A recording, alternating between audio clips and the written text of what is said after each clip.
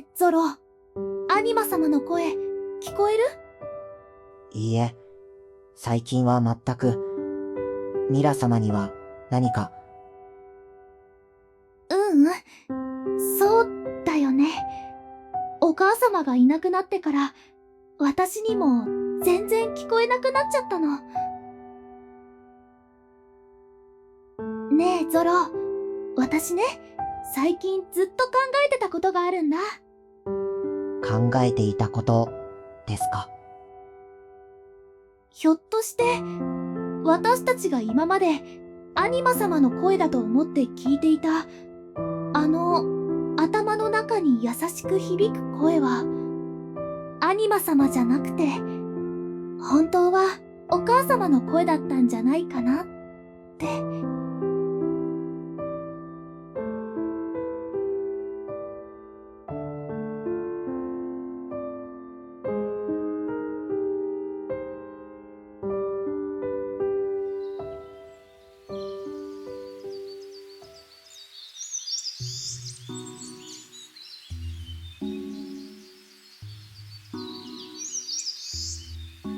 ここまで乗せてくれて助かったよ。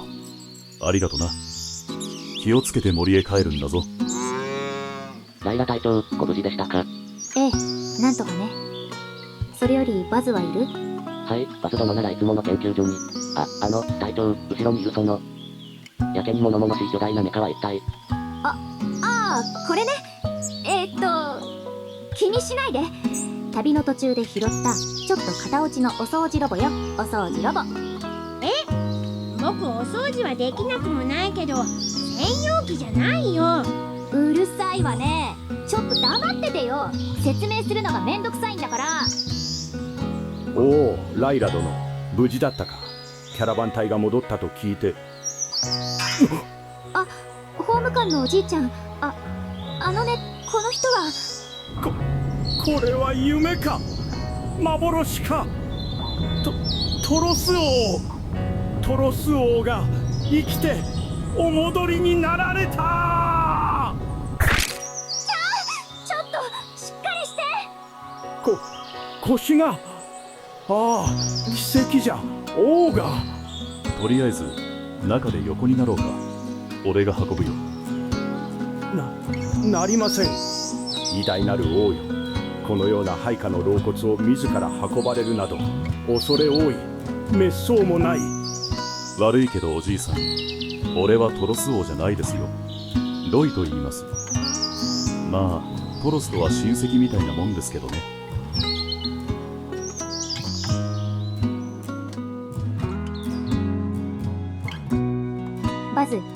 バズはいる？ライラ、無事だったのか。ゾロを呼んでくれる？会ってほしい人がいるの。セアラ様、大変です。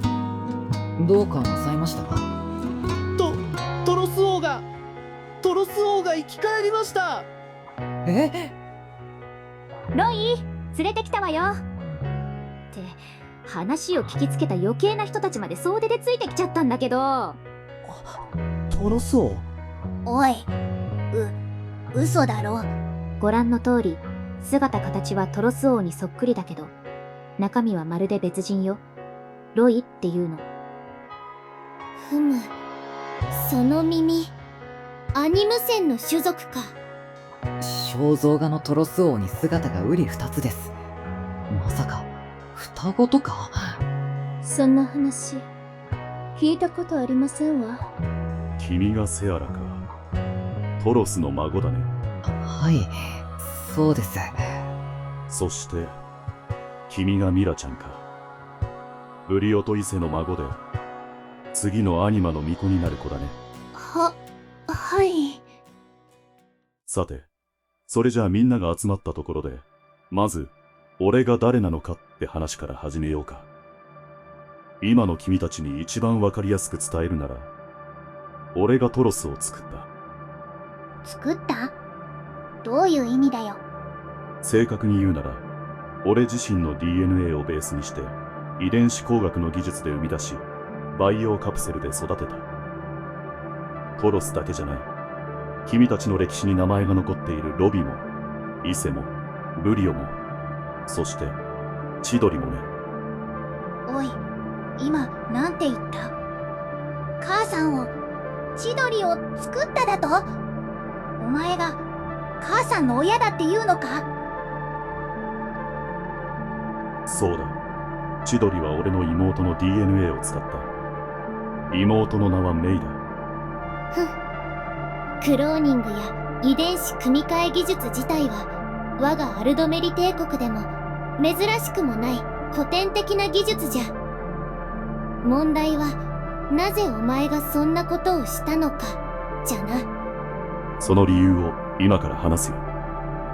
すべてを話し終わったらどんな質問でも受け付ける。だからとりあえず少し長くなるけど俺のおとぎ話を聞いてくれ。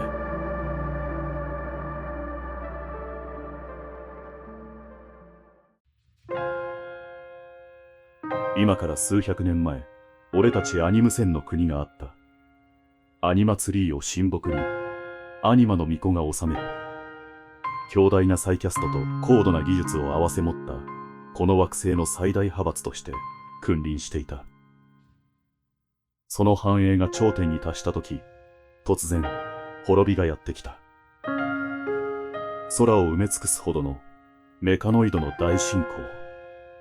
それに呼応するかのように、季節外れの寒波や猛暑、洪水といった天災が世界中で同時に相次ぎ、俺たちの文明は一瞬でパニックに陥った。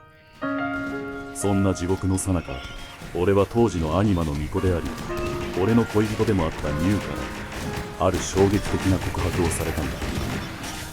俺たちが神様だと思って祈りを捧げていたアニマツリーは神木なんかじゃない。この惑星の環境と生命を管理し間引くためのアルコテックのデバイスなのだと。ごめんなさいロイ。なんとかしようとしたけどダメだったの。止められなかった。待ってくれミュウ、そんな話。文明の一致率、世界のリセットって本当なのか？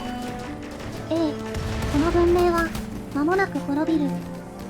メカノイドの進行と天変地異で地表の有機生命体の9割は殺される。君が作らせていたロケットはじゃあ一体？一人でも多くこの星から逃がしたかったの。でももう時間が足りない。ミュウ、君は今までたった一人で？ロケットはあとは反応炉の起動を待つだけ。お願い、あなただけでも逃げて。ロイ、メカノイドが壁を破った。みんなの避難が間に合わない。全員で戦うわよ。早く。お兄ちゃん、痛いよ。寒いよ。メイ、しっかりしろ。メイ。ロイ、アニマツリーが。ミュウ、しっかりしろ。ミュウ、嘘だろ。目を開けてくれ。ロイ、お願い。未来を絶対に諦めないで。そんなミュウ、嫌だ。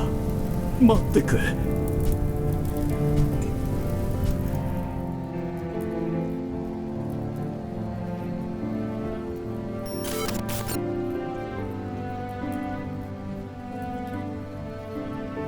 お前は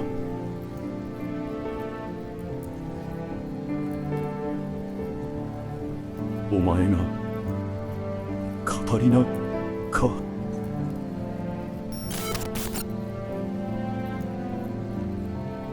それからどれくらいの時間が経ったかもう覚えていない。気づいた時には生きて立っているのは俺だけだった。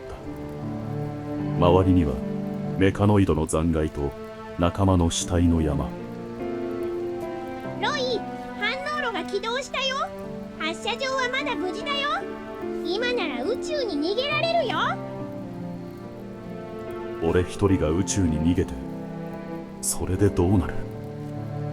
ロイ、俺俺は絶対に諦めない。手伝ってくれ、トンちゃん。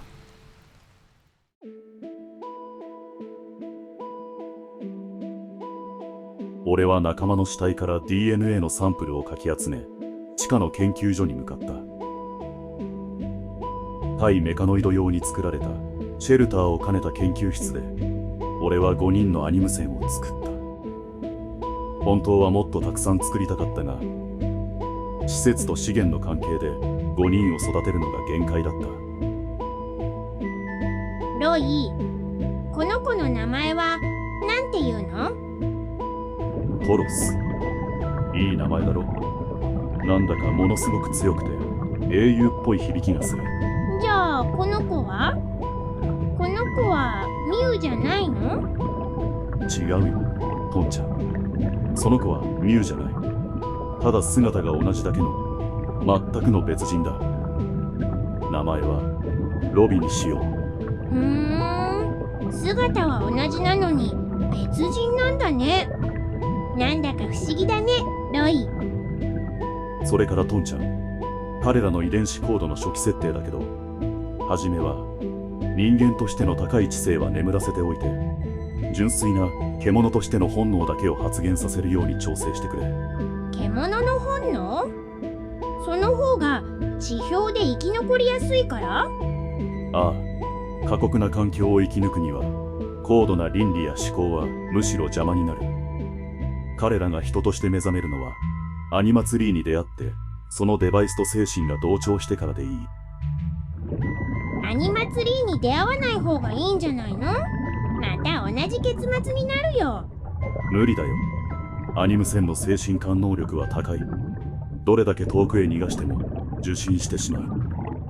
それにな、トンちゃん、隠して逃がして何も知らないまま生かすのは守ることじゃない。それはこの子たちの物語を奪うことだ。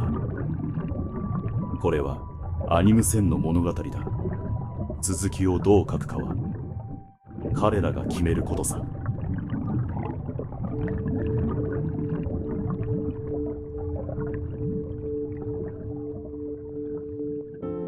考えれば考えるほど後悔ばかりだ。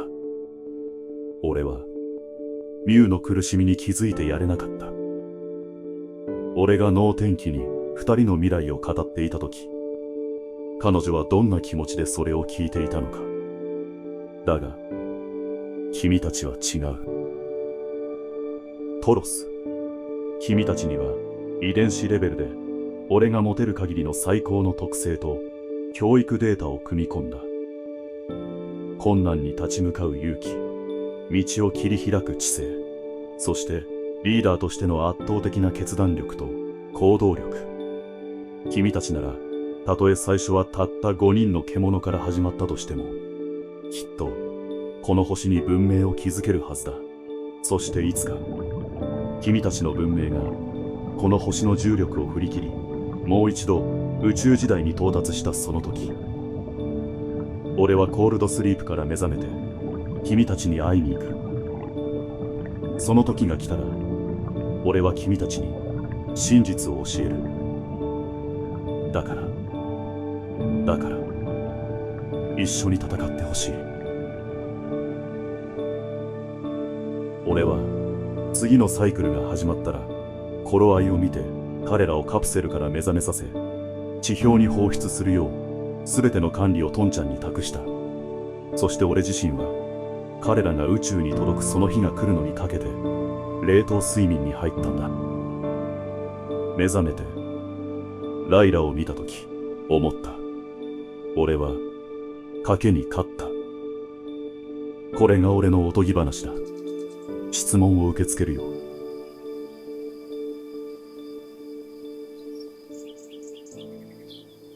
惑星管理 AI。高等無形すぎる。そんなこと信じられるわけ。アルコテックは存在する。わらわは銀河中でその痕跡を見てきた。事実、我が帝国軍は交戦し、全く歯が立たず。そのおかげでわらわはこうして足止めを食らっておるのだからな。じゃあ、お母様は。この星が、巫女殿がアルコテックの支配下にあること自体は、わらわの調査でもうっすらと分かっておったこと。お主の話は、確かに、それを裏付けるに足る興味深い証言ではあるが、いずれあなたもその血を通じて肌で感じると思うけれど、巫女というものは単なる飾りなどではなく、巫女様が、あの時私に言いかけたのは、ロイと言ったな。そなたのおとぎ話、実に面白い。だが、それが狂人が語る、ただのたわごとではないという、客観的な証拠はどこにある？証拠か。残念だが、ないな。ならば、お主の言葉をどう信じろというのじゃ。証拠はない。だが、証明してくれる奴ならいる。そこで聞いてんだろう。あの日みたいに出てこいよ、システム野郎。